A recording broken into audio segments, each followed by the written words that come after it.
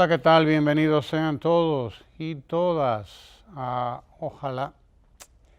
Interesante las informaciones que ofreció ayer el ministro de Hacienda, Donald Guerrero, quien informaba que la República Dominicana ha pagado en los últimos 7 años 14.343.5, es decir, 500.000 millones de dólares de deudas, de la deuda externa dominicana, pero esta es la deuda contraída por gobiernos anteriores.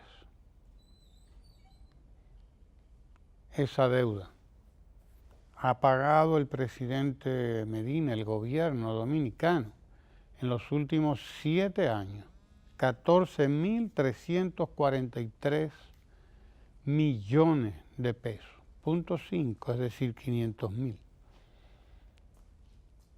Lo cual habla muy bien de la sanidad, de la salud, de la economía dominicana, que ha estado pagando más de 2.000 millones de dólares en estos 7 años de gobierno del presidente Medina. Vamos para 7 años, ¿no? Van quedando todavía 2 meses y pico para llegar a agosto. De la sanidad, repito, de la salud, del sistema económico dominicano, de la salud y de la certeza con la que ha venido manejando, la prudencia sobre todo con que ha venido manejando el presidente de la República, el gobierno dominicano, sus compromisos de deuda.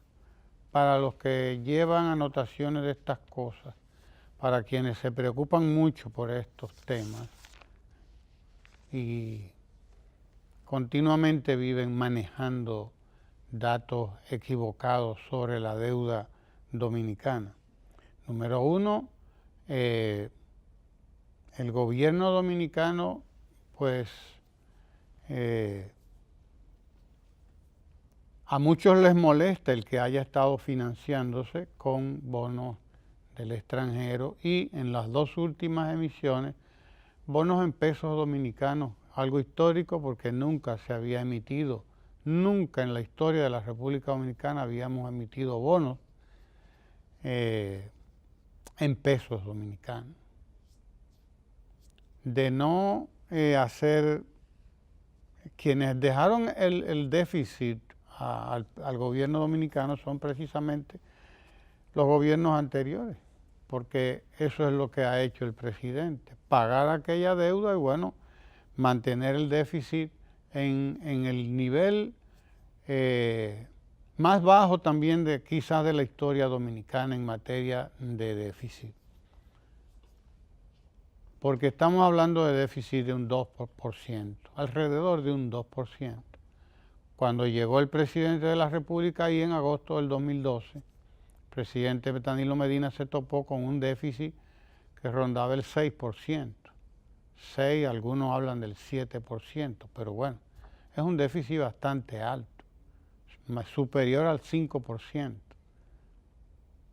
Estamos hablando de que desde que llegó ahí el presidente, truene, llueva o ventee, el déficit se ha mantenido en un 2%. Términos promedio, 2.1, 2. Tan, más o menos, 2%.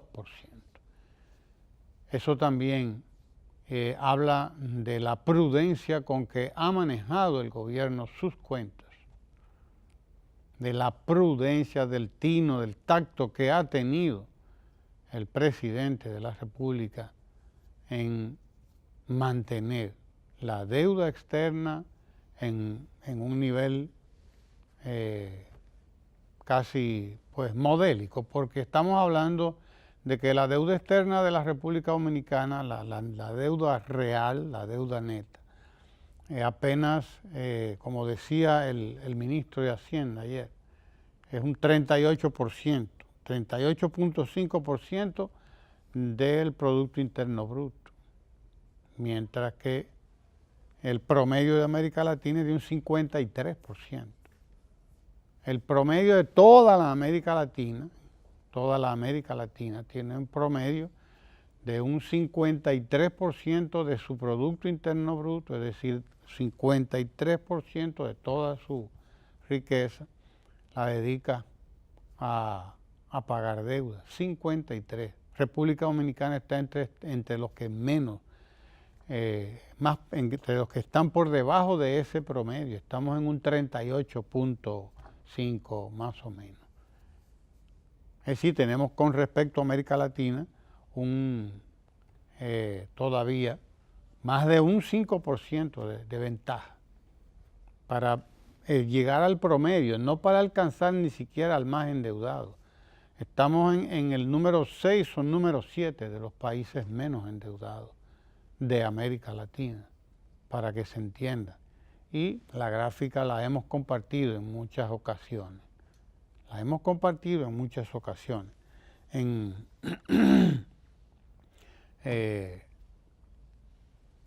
Para que se entienda qué es lo que está haciendo el gobierno. El gobierno ha mantenido la deuda exactamente en el nivel en que la encontró, casi exactamente en el nivel en que la encontró. Si pago 2.000, bueno, pues debo buscar la manera de financiar la economía dominicana, de mantener la cantidad de divisas, de mantener el flujo de divisas, de garantizar las divisas al mercado nacional y a los exportadores también. Pero aparte de eso hay que agregar que la República Dominicana es gran receptor de divisas también por varias vías, entre otras la inversión extranjera directa, que es uno de los países que está recibiendo mayor inversión extranjera directa, y eso estamos hablando de dólares que ingresan vía de la inversión, más desde luego los dólares que ingresan a través del turismo o que ingresan a través de las remesas y de nuestras exportaciones propias, en sentido general.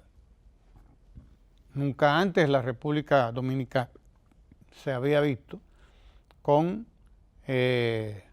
reservas que deben estar superando los 7.000 millones de dólares, es decir, tenemos más de 3 meses garantizadas nuestras importaciones, en reservas en el Banco Central, reservas en divisas para 2, 3 meses, más de 3 meses. Nunca se había visto eso en la República Dominicana tampoco. Un nivel de reservas en el Banco Central que garantizan las importaciones de la República Dominicana por 3, 4 meses y que garantizan también, por lo tanto, la estabilidad económica, financiera, etcétera, del país. La nuestra es una economía bastante sana, es una economía muy sana, es una de las economías sanas de América Latina.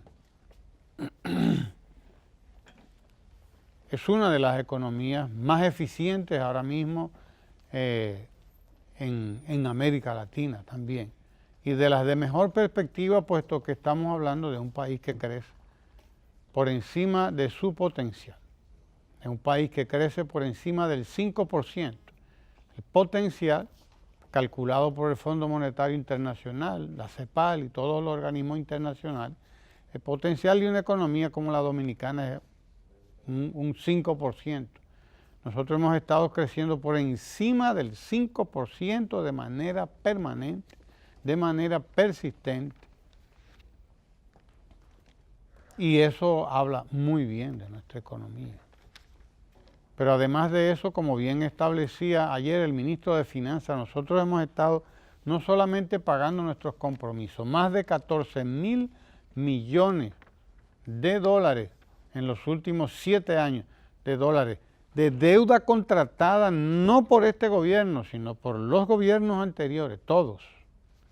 Deuda contratada por los gobiernos anteriores, y esto también habrá que reconocérsele al presidente de la República, que ha estado mejorando el perfil de la deuda dominicana, mejorando el perfil de esa deuda. Es decir, mejorando las condiciones en que se contratan. La última contratación de bonos fue a 30 años.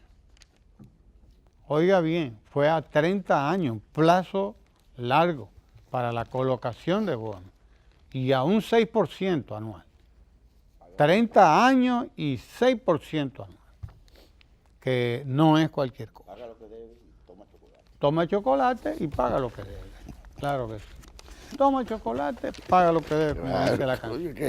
Sí, porque para las familias y para las personas, pues hay un momento en que usted no tiene deuda, pero un país no puede manejarse así. Un país es otra cosa.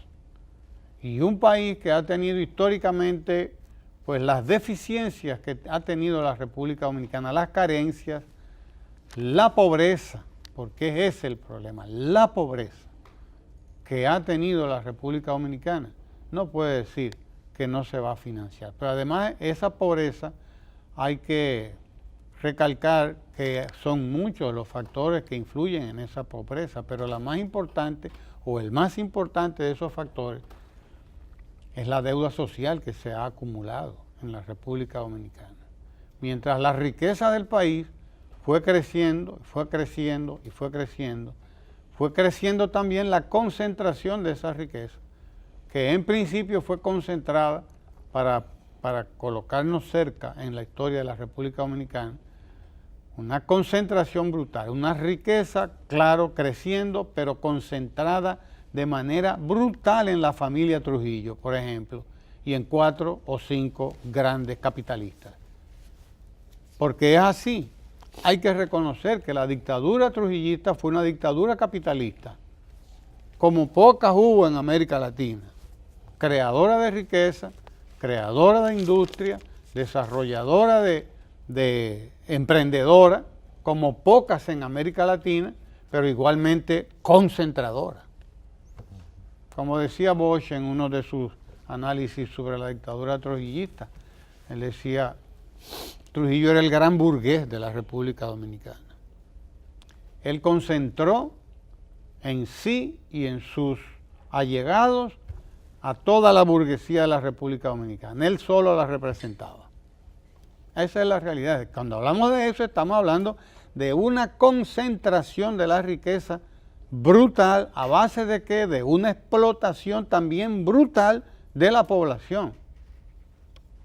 De la población que trabajaba como esclava en el sisal, en los proyectos agrícolas del dictador, etcétera, como esclava. Llegó a usar mano de obra prácticamente como esclava.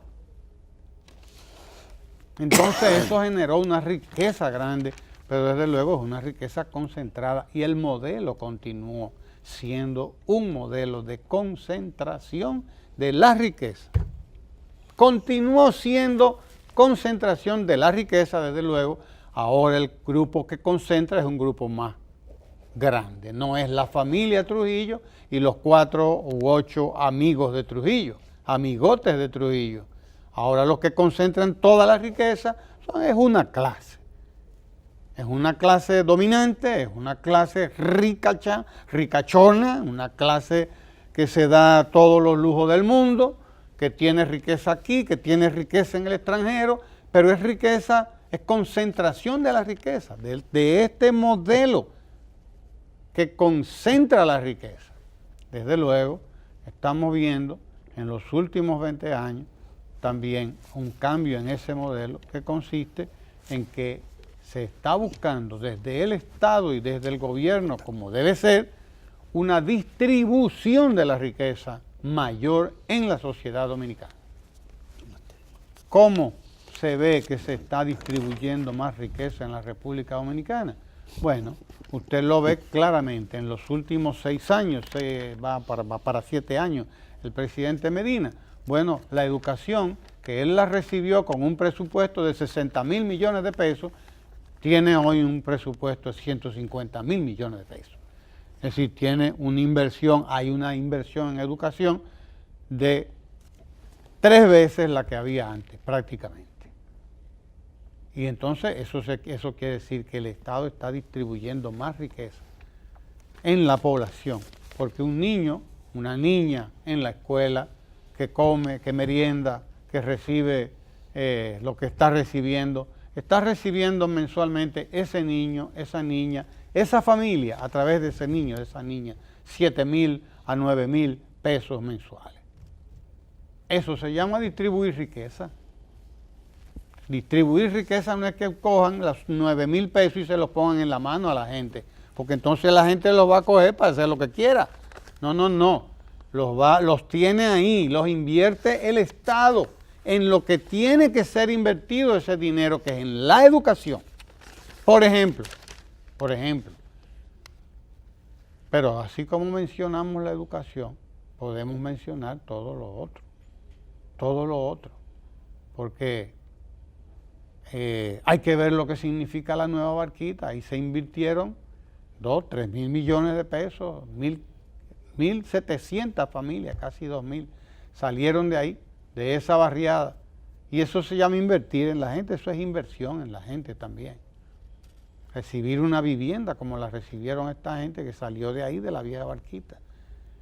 Y como lo está ocurriendo con los 56, vamos rumbo a los 60 hospitales ya remodelados, en reconstrucción, y vaya usted a ver la construcción de los nuevos hospitales, vaya usted a ver que están siendo construidos con todos los últimos adelantos de la técnica, con la inversión cuantiosa que hay que hacer allí. Y bueno, hay un modelo de distribución de la riqueza. Una economía que está creciendo y que está creando empleo, además, porque hemos estado creando empleo por encima de los 120,000 puestos de trabajo. Por encima de los 120,000 puestos de trabajo anualmente, para más de 700,000 puestos de trabajo, 740, 730 y tantos mil. Es decir, el modelo se ha ido cambiando de un modelo concentrador de riqueza, sin dejar de serlo, porque concentra. Esa es la ley del modelo en el que hemos estado viviendo, el sistema en el que estamos viviendo y en el que seguiremos viviendo, sabe Dios por cuánto tiempo. Pero hemos estado cambiando la balanza. Pobres de la República Dominicana, piense usted nada más en lo que cuesta el programa de titulación de tierra. Ese programa de titulación de tierra cuesta cientos de millones de pesos.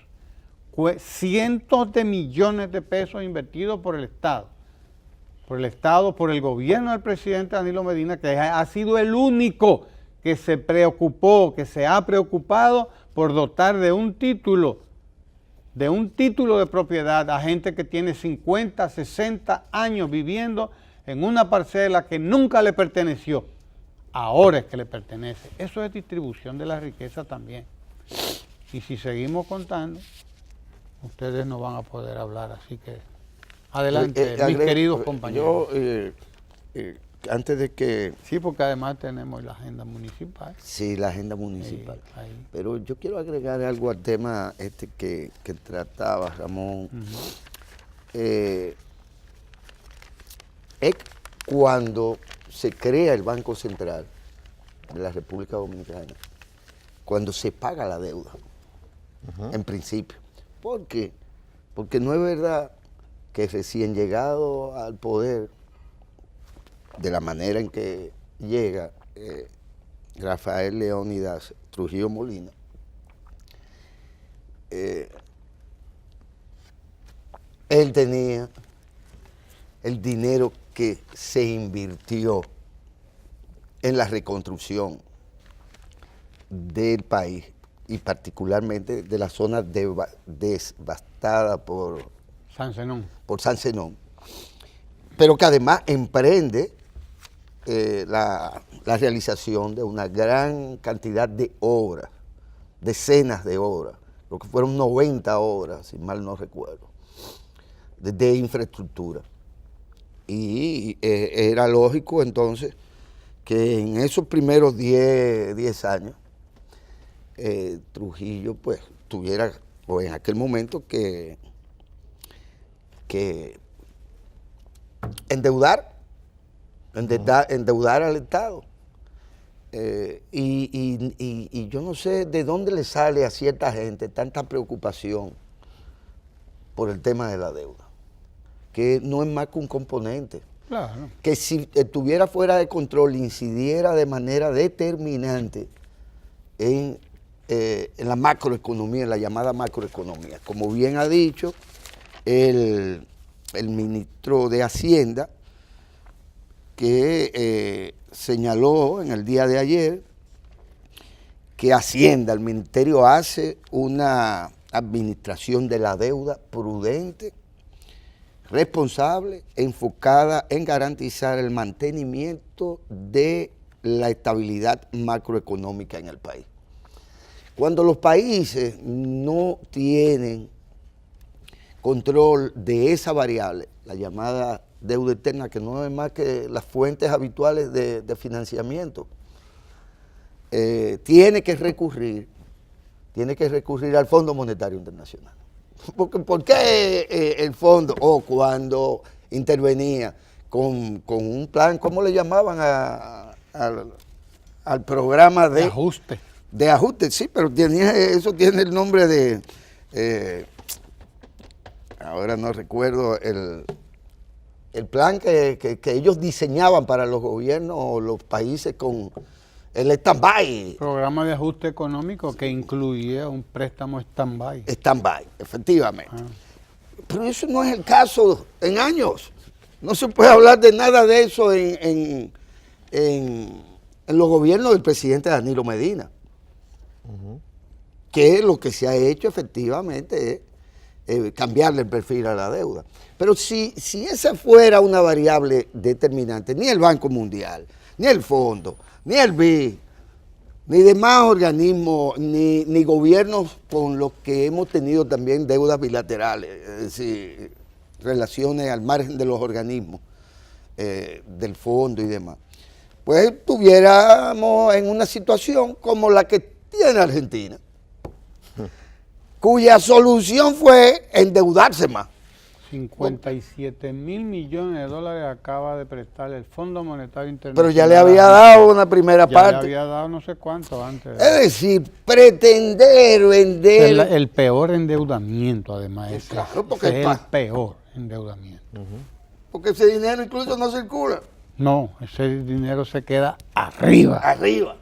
Claro que sí. Entonces, claro, nosotros estaríamos, si eso fuese como la oposición pretende, a nosotros nos estaría llevando el mismo diablo el que nos trajo. Sí, ¿no? ¿Por qué? Porque eso genera automáticamente inflación. ¿De cuánto es la tasa anual acumulada de inflación? Es más, aquí, claro, abusadoramente, ni se indexan los salarios. Fíjense si ese nivel de... Entonces, ¿dónde y en qué incide? Que eso puede llegar a ser un problema. Bueno, pero los Estados Unidos tienen la más grande deuda del mundo y se consideran la primera potencia del mundo, potencia económica que estamos hablando. Y son los que más deben. Y naturalmente ellos tienen una ventaja, que sería la otra situación. Ellos son los que fabrican el Ellos dólar. tienen una fabriquita de los verdes. De hacer dólares. De hacer dólares. Y nadie le pregunta a la Reserva Federal, ven acá, y eso, ¿en cuánto va a variar el valor y el poder adquisitivo? No. Y entonces se dedican, en el peor de los casos, bueno, es que ahora comerse un hamburger cuesta, en vez de $1, cuesta $1.25 centavos de dólar. Y ahí ya usted se da cuenta que hay un proceso inflacionario que está afectando el poder adquisitivo del salario de los trabajadores. Pero no es el caso, estos lo que son unos terroristas. Son terroristas porque, ¿qué es lo que hacen cuando te plantean este tema? Es meterle miedo a la gente. Cuando ellos mismos deberían de estarse dejando de estar llamando al diablo. ¿Sí? Porque viven llamando al diablo, pero parecería que ellos no saben qué es lo que está pasando en Argentina, o qué ha pasado recurrentemente en Argentina, o en países como en Brasil. Como en Brasil. Entonces, despejado esa duda. Y lo otro es que es importante, pienso, Ramón, que ni los ricos trabajan con cuarto propio. Sí, porque en la lógica de esta gente, de lo que están hablando, de lo que están haciendo terrorismo, porque ese es el peor de los terrorismos, porque es simplemente miedo, meterle miedo a la gente para neutralizar, para dividir. Los ricos son dueños de los bancos, ¿verdad? A menos que sean judíos, o Rothschild, o algo por el estilo, pero son dueños de los bancos, tanto de la banca privada, como se dice, como de los bancos centrales. Lo han sido siempre, desde después de la Segunda Guerra Mundial. Son los dueños, son accionistas, y que si yo qué, que si yo cuánto, pero con lo que trabajan es con el encaje legal.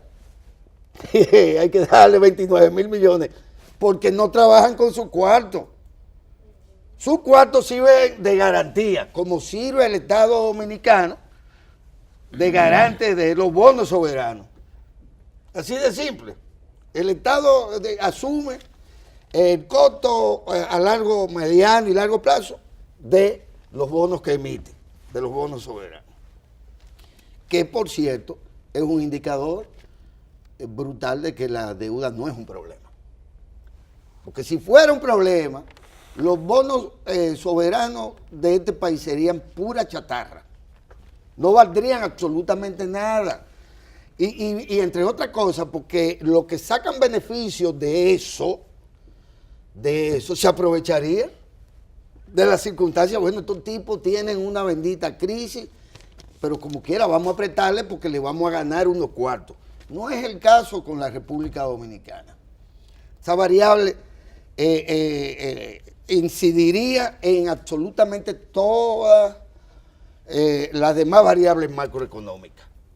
O sea, pero te lo vuelven a poner encima de todo, tratando, entre otras cosas, de bajarle el perfil o restarle importancia a la importante intervención del presidente de la República ayer en el contexto del SICA.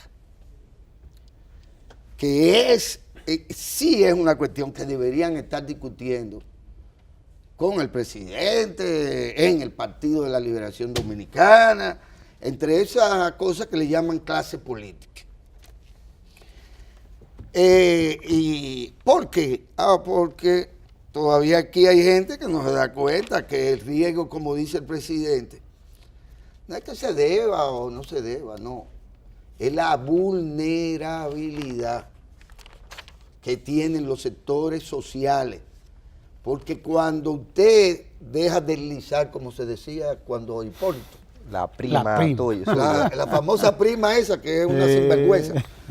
Cuando usted deja que se deslizaba con cualquiera. Se iba bailando con cualquiera por ahí.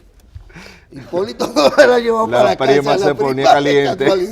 Caliente. El de Vimenca, imagínese usted. Porque es que todo se comporta atendiendo a cierto contexto. Y el tema es esencialmente, los ricos no van a perder nunca poder adquisitivo. Poder adquisitivo va a perder el trabajador que pierde el empleo. Que pierde el poder adquisitivo de su salario. O que le aumentan la inflación. Claro, porque se le aumenta la inflación como consecuencia de que la confianza se desmorona. Porque eso es otro tema. Hay variables que son esenciales a la hora de la fórmula del Banco Central Dominicano. La confianza. ¿Y qué confianza puede tener uno en un país que ve crecer su deuda como los espaguetis milanos y que comienza una espiral inflacionaria de devaluación de su moneda? ¿Qué es lo que primero se pierde? Además, porque a veces lo hacen de maldad para darte un golpe de Estado también. Y no es el caso, ¿sí? Porque de repente aparece una tal Bloomberg o aparece, ¿cómo era estos que quiebran países? Con sus calificaciones. Lo que ponen nota ahí. Calificadora de riesgo. Y le dice al pool de ricachones del mundo, le dice, miren, no metan su cuarto ahí que ahí hay problemas. Así se desató la crisis de los tigres asiáticos. Exacto. Que quebraron todo. Todos lo quebraron. Todos quebraron y fue por una mala calificación o por un rumor que desataron en contra de los tailandeses, si mal no recuerdo. Toda la economía tailandesa y la Malasia se fueron al cachimbo y por ahí se fue todo el mundo también. América, Corea del Sur todavía está pagando el precio de esa crisis. Claro. Por ejemplo. Claro, es así. Entonces, se pierde la confianza. Y si fuera problema, estaríamos perdiendo ¿qué? Además de, o con esta pérdida de confianza, la República Dominicana dejaría ipso facto de ser el principal destino para la inversión extranjera en la región. Porque, ¿y dónde voy yo a poner mi cuarto? En Haití. ¿En Haití? No, en Haití no van a poner los cuartos. ¿Para dónde van a coger los ricachones estos que están esperando que el gobierno de Maduro caiga? ¿A dónde meterían su cuarto? ¿En Haití? No lo metieron en Haití, lo metieron aquí. Y quizás por el tipo de modelo en Panamá. En Panamá, que ha sido beneficiario de eso, porque también ha representado una cierta estabilidad y una cierta confianza. Además tiene un bendito canal ahí que sirve para endeudarse mientras vida tengan. Sí.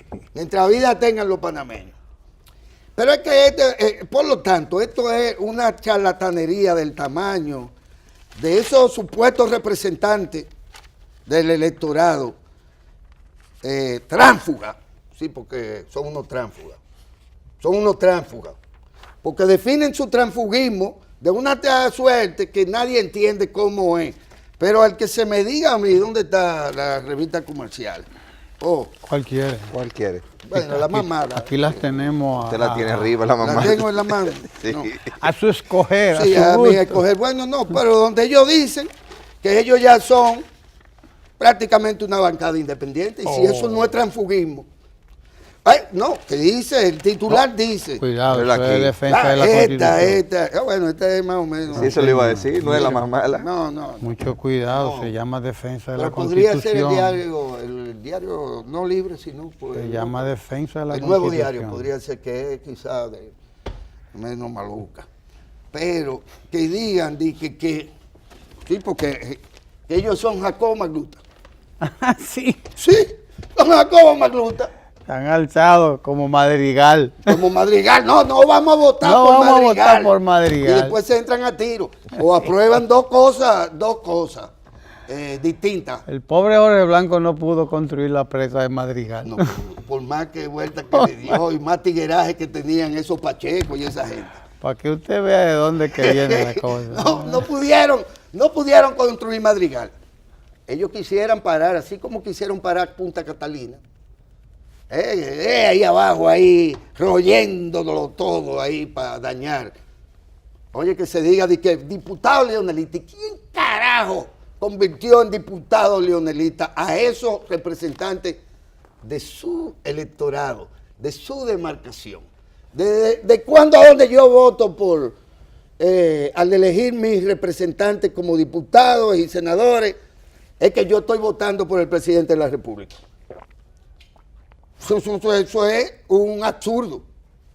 Y decir que ellos ahora se abstienen de votar por proyectos oficialistas, es decir, no por los proyectos del partido de gobierno, que obviamente ya no deberá seguir presidiendo nunca jamás aquel que no esté a la altura de lo que es un partido de gobierno, porque eso es lo más parecido al PRD que yo he visto de entonces, Ramón, al PRD que sacó a su líder, a Peña Gómez. Pero un líder que combatió al pobre Jacobo y que después permitió que el pobre infeliz de Jorge Blanco cayera hasta preso y que le diera un espanto coronario, como eso que le dan aquí al amigo Sergio, que le dio un espanto. Pero no fue coronario. No fue coronario, no fue de otro tipo. Mire, a la verdad que esto es verdaderamente tan ridículo como lo anterior que yo comentaba. porque este es otro tipo de terrorismo, es otro tipo de chantaje, es otro tipo de atraco, que no se hace a los proyectos oficialistas, no es verdad. Es que quisieran parar la construcción de la presa que tenemos por ahí inconclusa todavía. Eso es lo que... y la cantidad de obras de infraestructura que todavía están pendientes, porque que eso lo propone Danilo, no Leonel. ¿Y quién ha visto esto? ¿Quién ha visto esto?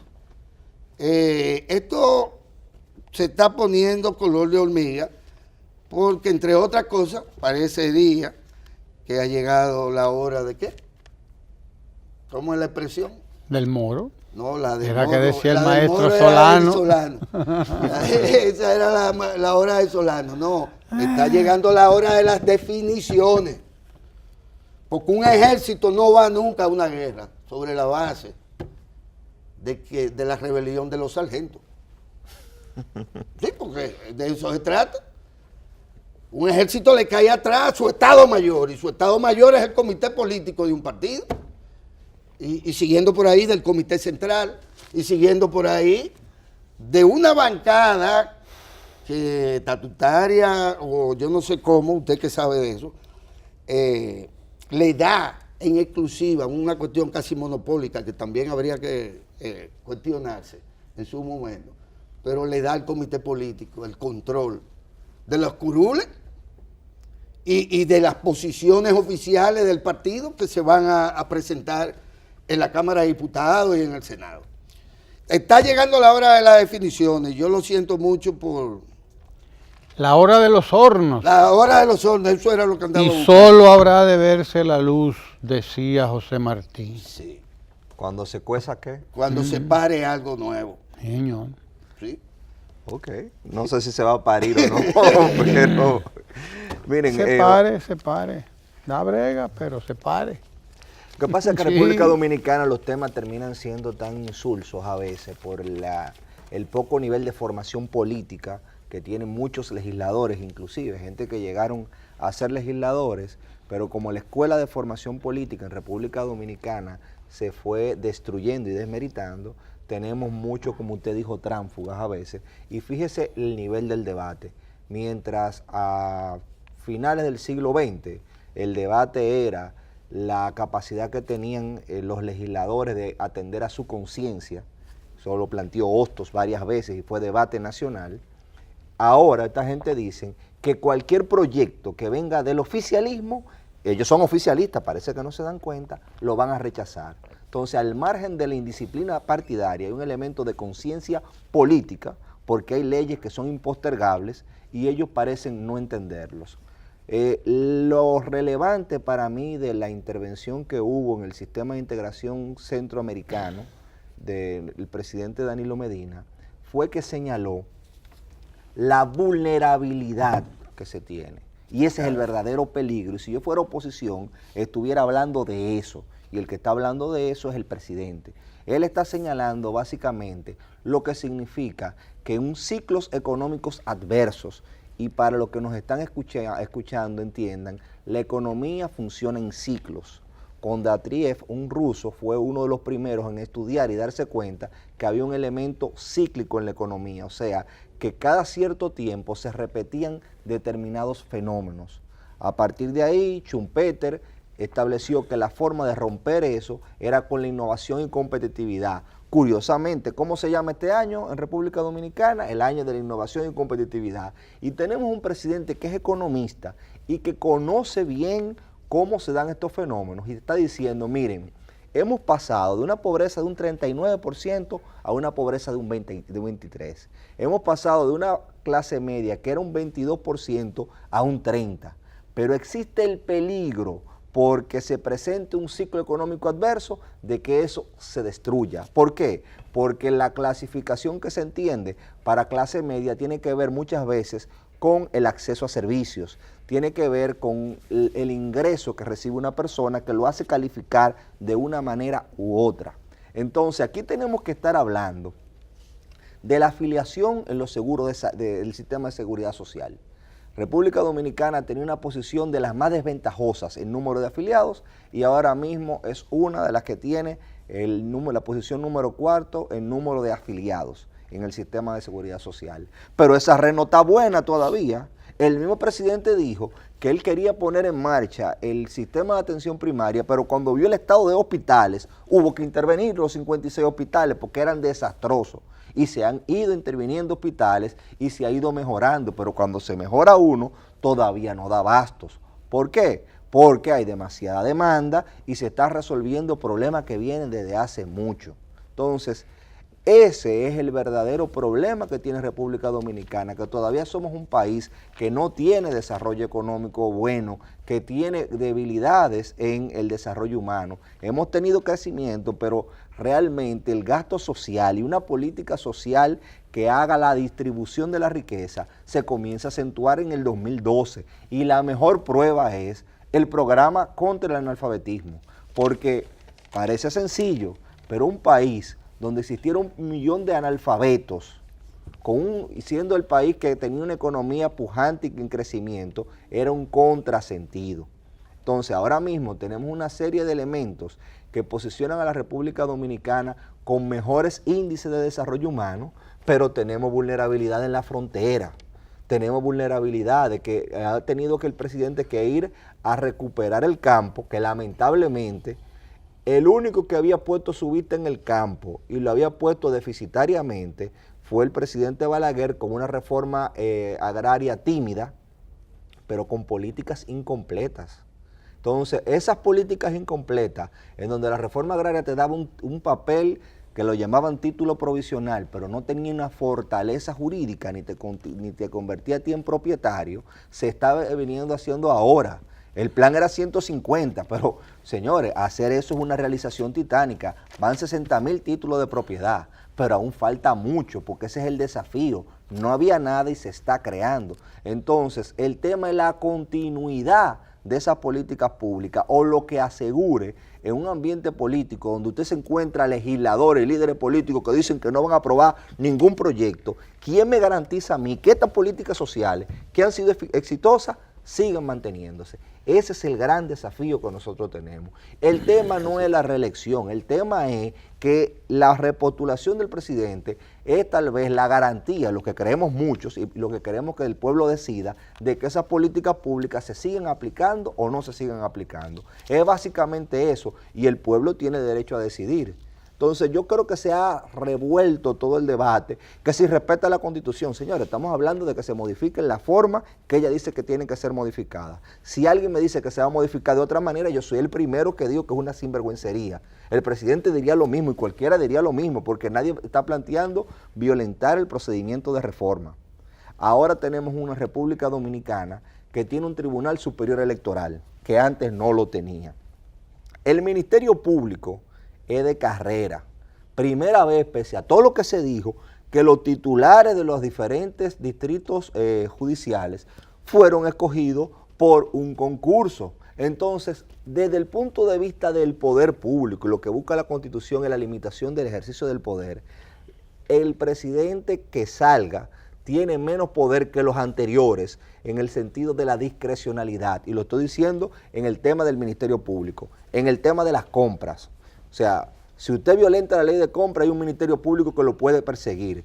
Tenemos un Tribunal Superior Administrativo que antes era la Cámara de Cuentas y ahora es un tribunal independiente, en donde hay jueces de carrera. Me pueden decir que el presidente de la Suprema Corte de Justicia, sí, pero el presidente de la Suprema Corte de Justicia es uno que fue escogido conforme al Consejo Nacional de la Magistratura, pero los de abajo son jueces de carrera, donde no hay una intervención política partidaria, no la hay. Pero en Estados Unidos los jueces de la Suprema son puestos ¿por quién? Por el presidente también, porque es nombrado. una decisión política. Sí, señor. Pero fíjese cómo aquí se está confundiendo el hecho de que nosotros tenemos una decisión política como en todos los lugares del mundo, porque lo que busca esa Corte de Casación es unificar la jurisprudencia. Claro. Y establecer una visión política, porque al fin y al cabo lo político tiene que ver con la decisión de las mayorías conforme a la Constitución. Entonces eso es lo que hace el Consejo Nacional de la Magistratura, y te dice la justicia no es independiente. Y yo me quedo pensando, nunca más que ahora,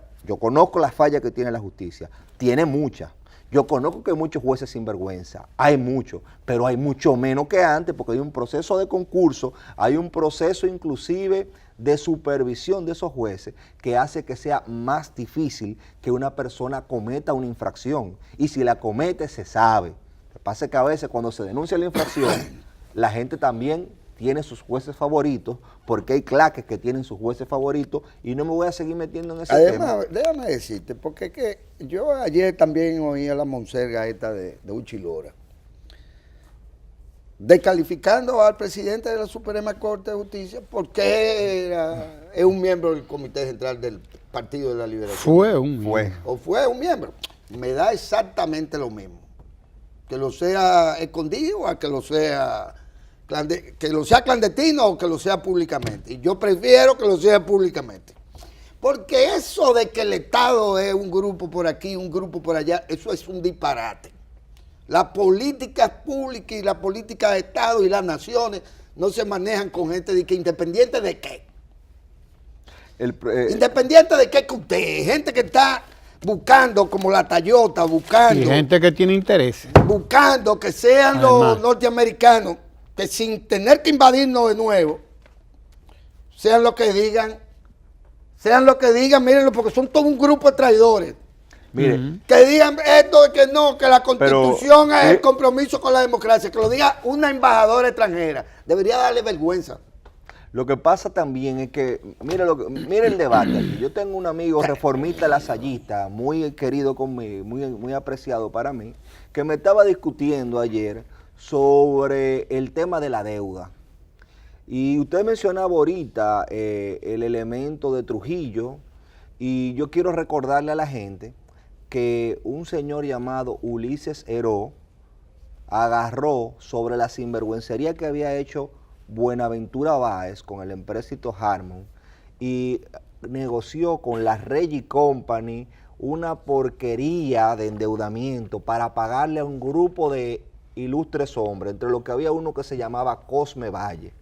Y yo le dije, mira, yo no sé mucho de genealogía, pero si yo fuera tú, me fuera a ver el árbol genealógico de quién es tu líder, tú que me estás hablando de endeudamiento externo, y primero viera el comportamiento de tu líder histórico, que es el doctor Balaguer, el comportamiento económico y la crisis económica que tomó por política desacertada en muchísimos momentos, donde hubo una escasez enorme en los 90, que a la gente se le olvida eso, una contracción económica enorme, y donde él dijo que la corrupción se paraba en la puerta de su despacho cuando se le hablaba de dignificar el trabajo de los profesionales del sector agropecuario, de los maestros, él hablaba de eso, y de los policías, que la gente se la buscaba con el macuteo, por una política económica completamente desacertada. Y mira a ver la genealogía de tu líder, a ver si desciende de esa persona con la cual se cogió un préstamo que al final terminó en el año 1905 con la convención perdiendo nosotros el control de las aduanas. Tuvo que venir Trujillo en el 40 con el Tratado Trujillo-Hull a recuperar el control de las aduanas para comenzar a pagar la deuda paulatinamente y en el 47 terminar de pagarla y crear el peso y la moneda nacional. Entonces ese proceso tortuoso que hemos tenido nosotros me lo quieren achacar a la actual gestión, que vino de una crisis económica hecha por la violación también, aparte de otras cosas, a la ley monetaria y financiera de ese momento. El hecho de que se violara nos metió en un agujero enorme que según un señor que ahora está en la oposición, que dirigía el programa de las Naciones Unidas para el Desarrollo, un destacado economista, dijo que esa crisis iba a durar posiblemente 20 años, las repercusiones de eso, en materia de desarrollo humano. Y ese señor que dijo eso sobre esa crisis, yo lo veo a veces dando opiniones económicas, porque también se quiere jugar al terrorismo, al miedo, como usted señalaba ahorita, y al señalar que el endeudamiento es malo. El endeudamiento irresponsable es malo. Si usted se endeuda para hacer obras que van a generar desarrollo, el endeudamiento es bueno. No, si usted mala paga. Si usted mala paga también. En el paga. caso de los bonos que usted mencionaba, yo creo que es el mejor elemento. Una persona invierte su dinero donde mayor rentabilidad va a haber. Entonces los bonos han permitido renegociar la deuda a intereses más bajos, y cuando se ponen esos bonos dominicanos en el mercado, resulta que no es que nadie lo quiere, no, es que se acaban de una vez. ¿Y por qué? Porque se entiende que es buen negocio, porque se entiende que aún siendo mejor que los intereses que la deuda que tenemos, porque por eso se está renegociando, se entiende que República Dominicana tiene estabilidad y que va a pagar. Entonces yo creo que jugar a que se pierda el juego y que todos perdamos, para usted creer que usted puede ganar, es la peor de las estrategias, porque saca de su zona de control el juego que usted puede hacer. Yo quería señalar por último, que era lo que hablaba con mi querido amigo reformista, que está defendiendo y diciendo que hay una ideología de género y que este gobierno está atentando contra la familia, responderle lo que valientemente le dijo el ministro de Educación, Antonio Peña Mirabal, a esos sectores, diciéndole que la ordenanza 33-2019 es, como dije ayer, la concreción de lo que decía el pacto educativo, que no se habla de ideología de género, sino de igualdad de género. Hay una perversión en el uso de las palabras. No es lo mismo ideología de género, que mete un elemento ideológico amplísimo, a igualdad de género, que es un derecho constitucional, artículo 39 de la Constitución, y que, como dice él, firmó el CODUE, la Conferencia de Evangelio, y firmó la Conferencia del Episcopado. Y mucha de la gente que usted está diciendo ahora que eso es ideología de género y que eso es la destrucción de la familia, firmó ese convenio. Proyectado al 30. Sí, proyectado al 30. Entonces ahora tienen la cachaza de decir que es una destrucción de la familia. Sí, sí, sí. Mire, hay que... Es que ya la Estamos embajada no tiene su agenda LGTB. Estamos camino a la agenda municipal, pero antes de que nos vayamos a ella, Y está ahí ella. hay que dejar claro, si no nos han pasado todavía el listado de invitados, pero dejar claro que la Constitución de la República Dominicana establece la manera en que ella debe ser modificada, ¿verdad? ¿Qué será? Usted es el abogado, ¿Qué será? ¿no? Claro. Usted es el abogado. Ella, la Constitución establece la manera en que ella puede ser modificada. Exactamente es eso. Si ella establece el procedimiento, ¿cuál es el artículo en que se establece ese procedimiento? Hay que buscarlo. Pero bueno, si ella establece ese procedimiento, es porque ella misma admite que puede ser modificada y que cuando se necesite, ella se modifica, siguiendo ese procedimiento. Claro. Es un razonamiento elemental. Es decir, cuando ella dice, si me quieren modificar, bueno, lo pueden hacer, pero así, así, así y así, y establece el procedimiento, pues lógico, inmediatamente está escrito ese procedimiento, nadie está saliéndose de ella, está en ella, porque está cumpliendo ese procedimiento. Es decir, la idea de algunos de que eso es inviolable, claro que es inviolable. Establece el Es referente. inviolable. Lo que Pero no no es para este es, caso. lo que No no para este es, caso. lo que no es inmodificable. Claro. Es modificable. Todas las constituciones del mundo están en permanente evolución. Don Manuel Amiama. Como la sociedad, dice Eugenio María de Hostos, dice las constituciones, dice Hostos en sus lecciones sobre derecho constitucional, dice Hostos, las constituciones evolucionan como evoluciona la sociedad y por lo tanto van haciendo las adaptaciones que tienen que hacer. Si uno Porque si no, no sirven entiende, para la sociedad. si no, no sirven, Mire, exacto. Eso es como que Pedro ya le queda el Le queda- pantalón saltachaco Saltachaco. y apretado. Tiene que comprarte otros pantalones, loco. Mire, don Manuel Amiama, Tan simple como eso. Don Cundo, como le decían, un eminente intelectual dominicano que aparte de jurista era escritor, prolífico, un genio verdaderamente. En sus notas de derecho constitucional hablaba de lo que eran las constituciones rígidas, constituciones flexibles y las constituciones semirrígidas. Esa doctrina constitucional Hizo entrada a la vanguardia. La avanzada hizo entrada. a la avanzada de la agenda municipal.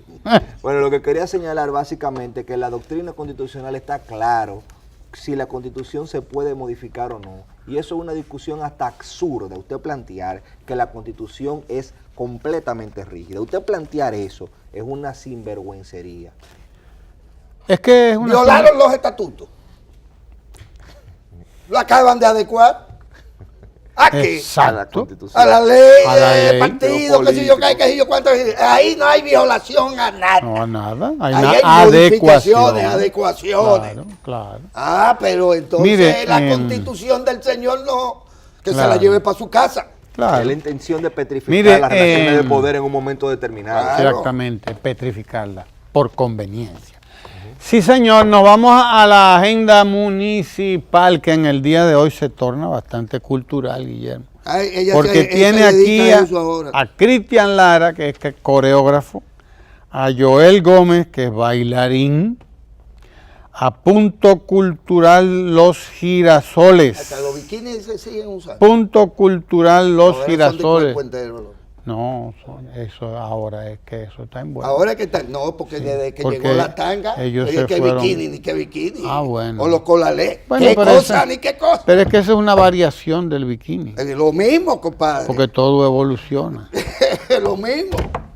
Nos vamos a la agenda municipal, que hoy es una agenda bastante cultural. Así que quédese ahí para que disfrutemos de esta conversación Lo interesante. que pasa es que en los municipios se Aquí hace cultura, se hace aunque mucha- los se síndicos hace de las cultura, alcaldías claro que no sí. se dedican a eso, De eso pero se ya trata. sí, porque De es que eso ya las se cosas trata. van evolucionando. Claro que sí. Cristian Lara, Joel Gómez, Punto Cultural Los Girasoles están aquí con nosotros y conversaremos ahora mismito con ellos. Nuestra compañera Francis Jorge. No se mueva de ahí. Pero yo lo oí en citas culturales. Eso.